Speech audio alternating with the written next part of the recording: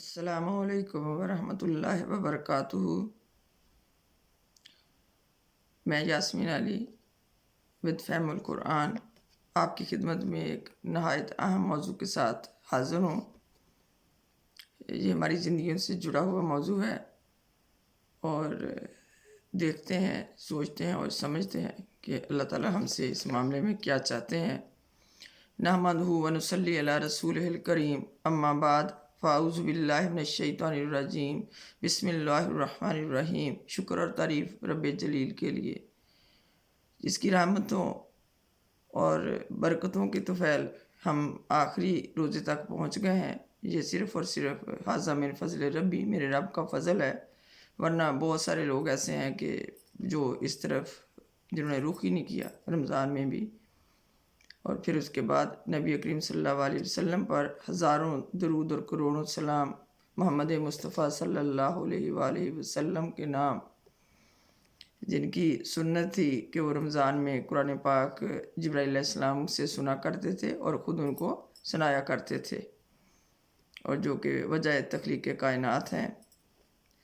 قرآن پاک میں اللہ رب العزت نے پوری انسانیت کو مخاطب کر کے فرمایا، یا ایھا الناس اعبدوا ربکم الذی خلقکم۔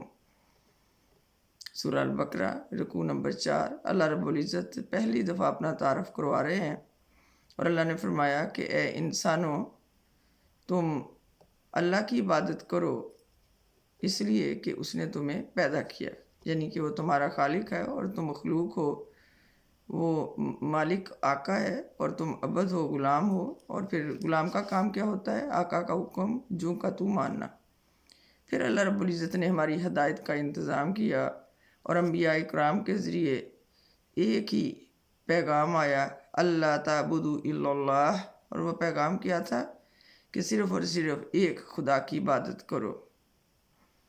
اور پھر اللہ تعالیٰ نے فرمایا، اعملوا ما شئتم، کہ جو تمہارا دل چاہتا ہے تم کرو، لیکن یہ مت بھولنا کہ الیہ المصیر، اسی کی طرف تمہیں پلٹنا ہے۔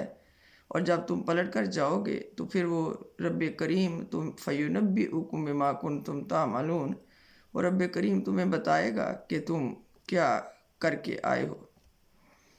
اور یہ ساری تمہید میں نے اس لیے باندھی ہے کہ الحمدللہ رب العالمین، الحمدللہ رب العالمین، شکر تعریف اللہ رب العزت کے لیے کہ جس نے ماہ رمضان کا آخری دن نصیب کیا۔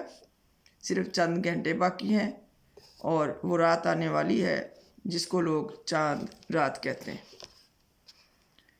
تو ہماری شریعت میں چاند رات کی کوئی حیثیت نہیں ہے۔ جب قرآن پاک میں ان سے کہا جاتا ہے کہ ایک اللہ کی عبادت کرو، تو جواب کیا دیتے تھے کہ ہم اپنے آباء و اجداد کے طریقوں پر ہی صحیح ہیں، ہم انہی کا طریقہ اپناتے ہیں۔ تو پھر ذرا سوچئے، رکیے، غور کیجئے کہ ہمارے آباء و اجداد نے تو کبھی چاند رات نہیں منائی۔ ان کے لیے چاند رات کی کیا حیثیت ہوتی تھی کہ وہ جب برصغیر ہند و پاک میں اکٹھے رہتے تھے تو وہاں سے ان کی کچھ رسومات جو تھی ہندوؤں اور سکھوں کی، وہ انہوں نے اپنا لیں اور وہ آہستہ آہستہ دین کا حصہ بنتی چلی گئیں۔ لیکن اگر ہم اپنی امیوں کا اور دادیوں کا، اپنے باپ اور دادا کا، بھائیوں کا وہ طریقہ دیکھیں کہ چاند رات کیسے مناتے تھے، تو ہماری والدہ محترمہ اللہ تعالیٰ انہیں غریق کے رحمت کرے، رات کو جب سوئے پڑے ہوتے تھے تو ہاتھ پہ مہندی رکھ کے اوپر ایک لفافہ باندھ دیا کرتی تھیں۔ جب ہم نے صبح کو اٹھ کر دیکھنا تو مہندی کا رنگ چڑھا ہوتا تھا اور عید پہ نیا جوڑا مل جاتا تھا اور نئے جوتے مل جاتے تھے، اور ہمارے لیے یہ بہت زیادہ خوشی کی بات ہوتی تھی۔ لیکن آج کل کیا ہو رہا ہے کہ چاند رات کے نام پر جو فحاشی، جو عیاشی اور جو دین میں غلط چیزیں شامل کر کے دین کا مذاق اڑایا جا رہا ہے، کہ اللہ رب العزت ہمیں اس کے بارے میں نہیں پوچھیں گے؟ اللہ رب العزت نے ہمیں آزادی اختیار اور آزادی انتخاب دے کر بہت بڑے امتحان میں ڈالا ہے کہ تم جو راستہ چنو گے اسی راستے پر میں تمہیں آگے بڑھا دوں گا، جو تمہارا دل چاہتا ہے تم کرو، لیکن میں تم سے ضرور پوچھوں گا کہ جو تمہاری حیثیت تھی، تمہاری اوقات تھی، تم اس سے آگے کیوں بڑھے؟ تو یہ ایک رسم ہے جس میں مگن ہو کر اس کی حقیقی جو اہمیت ہے اس کو لوگ بھول جاتے ہیں اور خرافات میں پڑھ کر اپنا اجر و ثواب ضائع کر بیٹھتے ہیں۔ اس کو سمجھنے کے لیے ایک مزدور کی مثال میں سامنے رکھتی ہوں کہ مہینے کا آخری دن کیا ہوتا ہے۔ اس کی اہمیت اس مزدور سے پوچھئے جو پورا ماہ سخت مشقت اٹھا کر مزدوری کر کے اپنے بال بچوں کا پیٹ پالنے کے لیے مہینے کی آخری تاریخ کا انتظار کرتا ہے، اور جب وہ آخری تاریخ آتی ہے اور اسے تنخواہ ملنے کی امید ہوتی ہے تو اچانک سے اس کا مالک کہتا ہے کہ کون سی تنخواہ، تمہیں آج کوئی تنخواہ نہیں ملنے والی، کیونکہ تم نے آخری دن میں جو تمہاری ذمہ داریاں تھیں ان کو اچھے سے نہیں نبھایا۔ محسوس کیجیے اس کیفیت کو کہ پھر کیا بنے گی اس دن جب کہ اللہ رب العزت فرما دیں گے کون سے روزے، کون سی عبادات، کون سا قرآن، کون سی محنت، کون سی کوشش، کس پہ میں تمہیں اجر دوں، جو تم نے صرف چند لمحوں کی عیاشی کی خاطر، اپنے نفس کو خوش کرنے کی خاطر سب کچھ تم نے ضائع کر لیا۔ کیونکہ سورہ الواقعہ میں اللہ تعالیٰ فرماتے ہیں کہ کیا اللہ نے فرمایا کہ وہ لوگ جو ہر چیز میں اللہ کی طرف دوڑ لگاتے ہیں، پہلے حکم آیا ففروا الی اللہ، دوڑ لگاؤ اللہ کی طرف، پھر ماہ رمضان کی آخری رات کو سمجھنے کے لیے سورہ الواقعہ کی وہ حقیقت سامنے لے آتے ہیں کہ جس میں اللہ رب العزت نے 3 گروہوں کی مثال دی۔ سب سے پہلا گروہ السابقون والسابقون، پورے رمضان میں دوڑے، مساجد میں گئے، قیام اللیل کے کیے، روزے رکھے، دن کو قرآن پڑھا، ناظرہ پڑھا اور دورہ تفسیر بھی سنے، لیکن آخری رات میں کیا کیا کہ چند لمحوں کی لذت کے لیے بازاروں میں چلے گئے، عورتیں اور مرد، لڑکے لڑکیاں اکٹھے ہو گئے، خوب گپ شپ ہوئی، فونوں پر نمبرز ایکسچینج ہوئے اور فحاشی کے دروازے کھول لیے۔ اور دوسرا گروہ اللہ رب العزت نے کون سا کہا تھا؟ اصحاب الیمین، کہ ان کی بھی بڑی شان ہے کہ انہوں نے بھی کچھ کم محنتیں نہیں کی، انہوں نے بھی رمضان میں محنت کی، کوشش کی، بھاگ دوڑ کی، اپنی اپنی حیثیت سے وہ بھاگے، جتنی اللہ نے استطاعت دی تھی اس کے مطابق انہوں نے اللہ کی طرف دوڑ لگائی، سحور اور افطار کا اہتمام کیا، لیکن السابقون والسابقون سے پیچھے ہی رہے، کیونکہ اللہ کا حکم قرآن میں کیا ہے کہ اگر تمہیں ایک دوسرے سے آگے نکلنا ہی ہے تو کس چیز میں آگے نکلو؟ فاستبقوا بالخیرات، نیکیوں میں آگے نکلنے کے لیے دوڑ لگاؤ۔ تو یہ دوسرا گروہ ہے جو کہیں نہ کہیں السابقون والسابقون سے کچھ تھوڑا پیچھے رہ گیا، لیکن اجر و ثواب میں انشاءاللہ تعالیٰ یہ بھی بہت آگے جائیں گے، کیونکہ اللہ تعالیٰ نے فرمایا کہ یہ لوگ پہلوں میں بھی بہت ہوں گے اور بعد میں آنے والے جو قیام اور ہمارے بعد میں آنے والے ان میں سے بھی اصحاب الیمین بہت زیادہ ہوں گے۔ لیکن اگر چاند رات کی خرافات میں پڑھ کر ان لوگوں نے بھی وہی کچھ کیا، سب کچھ جاننے کے باوجود، قرآن سننے کے باوجود، چاند رات کے نام پر وہ دھمال ڈالی، وہ تماشے کیے، وہ خرافات کی کہ اس خرافات میں، ان عیاشیوں میں یہ یاد ہی نہیں رہا کہ آج صرف رمضان ختم ہوا ہے، نماز تو ختم نہیں ہوئی، قرآن تو ختم نہیں ہوا، اللہ کا ذکر تو ختم نہیں ہوا، اور وہ رات جس میں ہمیں پورے مہینے کی محنت کی کمائی ہم نے وصول کرنی تھی اللہ رب العزت سے، وہ وقت ہم نے ان خرافات میں ضائع کر دیا۔ تو پھر ان لوگوں میں جو اصحاب الشمال تھے، جنہوں نے نہ ماہ رمضان کا اہتمام کیا، نہ روزوں کی فرضیت کو سمجھا، نہ انہوں نے کوشش کی کہ اللہ کی طرف دوڑتے، بلکہ جیسے ماہ رمضان سے پہلے تھے ویسے ہی رہے، رمضان کے اندر بھی ان کے اندر کوئی تبدیلی نہیں آئی، انہوں نے اس کی روح کو محسوس نہیں کیا، کیونکہ رمضان المبارک کی اپنی ایک روح ہے جو انسان کو یہ طاقت اور ہمت دیتی ہے کہ بیماری ہونے کے باوجود، لاچار ہونے کے باوجود بھی لوگ کوششیں کرتے ہیں، اچھی یا بری۔ لیکن یہ لوگ جو ہیں یہ بیٹھے رہے تو ان کے لیے تو کوئی فرق نہیں پڑتا کہ وہ جو رمضان کی آخری رات ہے اس میں اجر وصول کریں یا پھر سوئے رہیں یا پھر چاند رات منائیں. لڑکے اور لڑکیاں جب گڈ موڈ ہوتے ہیں شیطان بڑا خوش ہوتا ہے, بہت خوش ہوتا ہے, ہنستا ہے, کہہ کے لگاتا ہے کہ میں کامیاب ہو گیا, میں نے دور کر دیا تمہیں تمہارے رب کی عبادت سے, میں نے تمہیں وہ مزدوری حاصل نہیں کرنے دی جس کے تم حقدار تھے.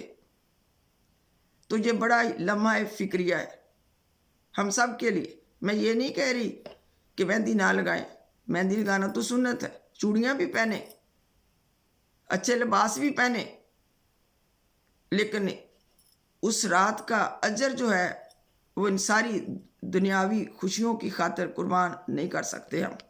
ہم نہیں کر سکتے, کیونکہ یہ ان لوگوں کا کام ہے جو پورا رمضان میں سوئے ہوئے تھے, جنہوں نے نہ تراویح کا اہتمام کیا, نہ انہوں نے روزوں کا اہتمام کیا, نہ کسی عبادت کا انہوں نے اہتمام کیا. یہ لیکن جنہوں نے محنت کی, کوشش کی, دوڑیں لگائیں, پیٹرول لگا لگا کے مسجدوں میں گئے, جنہوں نے سارا دن بیٹھ کر 3-3 4-4 گھنٹے دورہ تفسیر مکمل کیا اللہ کی رحمت و توفیق سے, ان کو یہ بات زیبا نہیں دیتی کہ پورے مہینے کی کمائی صرف ایک جھٹکے میں چند گھنٹوں کی عیاشی کی خاطر ضائع کر دیں.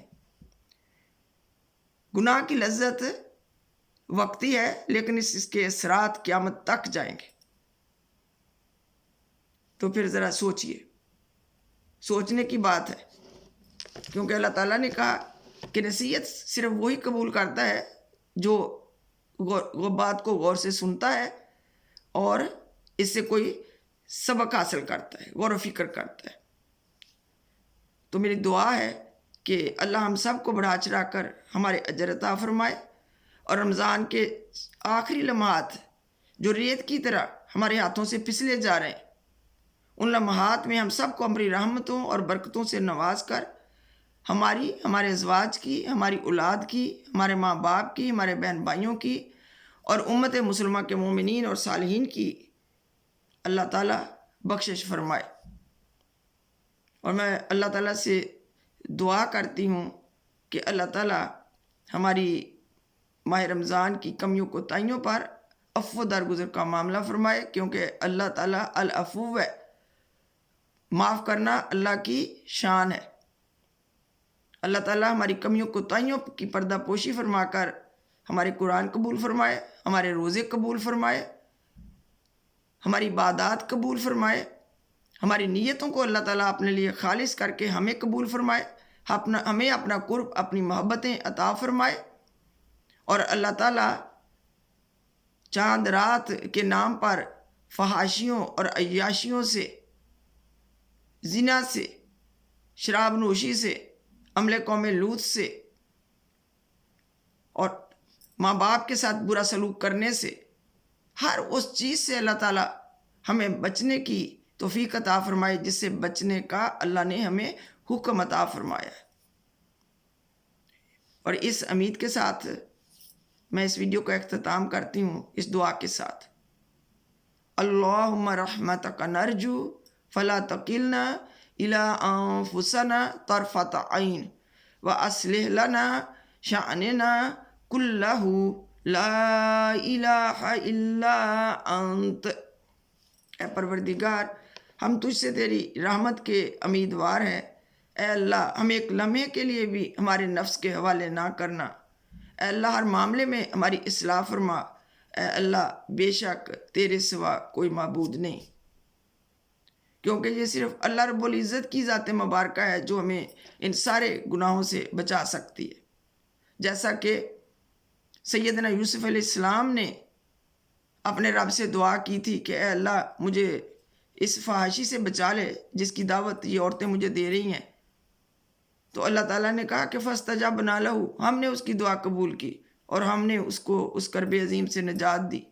اور پھر بھی سیدنا یوسف علیہ السلام نے اللہ سے دعا کی کہ اللہ تعالیٰ وما ابری نفسی ان النفس لامارۃ بالسوء الا من رحم ربی. سورہ یوسف کی آیت میں پڑھ رہی ہوں, 13واں سپارہ اس آیت سے شروع ہوتا ہے. اے پروردگار, میں اپنے نفس کو گناہوں سے پاک صاف نہیں سمجھتا. نفس تو گناہوں پہ اکساتا ہی ہے, سوائے اس کے کہ جس پر میرا رب رحم کرے. جس پر اللہ رحم کرے گا وہ نفس کی کارستانیوں سے بچ جائے گا, میں اللہ سے دعا کرتی ہوں کہ اللہ تعالیٰ اللہم انا نعوذ بک من شرور انفسنا واصلح ذات بیننا واہدنا سبل السلام آمین یا رب العالمین۔ شکر الحمدللہ رب العالمین۔ امید ہے کہ آپ کو میری یہ مختصر سی ٹاک پسند آئی ہوگی۔ میری نگاہ میں یہ بہت ضروری ہے کہ ہم ان چھوٹی چھوٹی چیزوں کو سمجھیں جو کہ ہماری زندگی سے جڑی ہوئی ہیں، بجائے اس کے ہم بہت بڑے بڑے واز کریں اور لوگوں کے باتیں وہ اوپر سے گزر جاتی ہیں، کوئی اس پر عمل نہیں کرتا، کیونکہ پہلے ہی یہ وہ وقت آ چکا ہے جب کہ اللہ کے رسول صلی اللہ علیہ وسلم پیشین گوئی کر گئے ہوئے ہیں کہ قیامت کے نزدیک ایک زمانہ آئے گا کہ قرآن تمہارے حلق سے نیچے نہیں اترے گا، اور وہ وقت آ چکا ہے، ہم سب جانتے ہیں۔ اللہ تعالیٰ سے رحمت کی کثرت سے دعائیں کریں، اللہ کا ذکر کریں، اس رات کو بالکل بھی ہم ضائع نہیں کر سکتے۔ اللہ سے ہم نے اجرت لینی ہے، اور وہ اجرت کیا ہے؟ اللہ کی محبت، اللہ کا قرب، اللہ کی وہ جنتیں، وہ ابدی لازوال نعمتیں۔ ہمیں سب کچھ چاہیے۔ فرعون کی بیوی نے کیا دعا کی تھی؟ اللہ سے کچھ مانگا تھا؟ اتنے طاقتور جابر امیر بادشاہ کی بیوی تھی، لیکن جب مانگا اللہ سے تو جنت میں گھر مانگا۔ رب ابن لی عندک بیتا فی الجنہ، اللہ تعالیٰ اپنے قریب جنت میں میرے لیے ایک گھر بنا دے۔ آمین ثم آمین۔ شکر الحمدللہ رب العالمین۔ اگر پوری ویڈیو سنیں گے تو آپ کو انشاءاللہ تعالیٰ بہت اچھی لگے گی۔ اگر میری یہ ویڈیو آپ کو پسند آئے تو اسے لائک کیجیے گا اور شیئر کر دیجیے گا اور سبسکرائب کر دیجیے گا۔ فی امان اللہ، پھر ملاقات ہوگی انشاءاللہ تعالیٰ العزیز۔ اللہ حافظ۔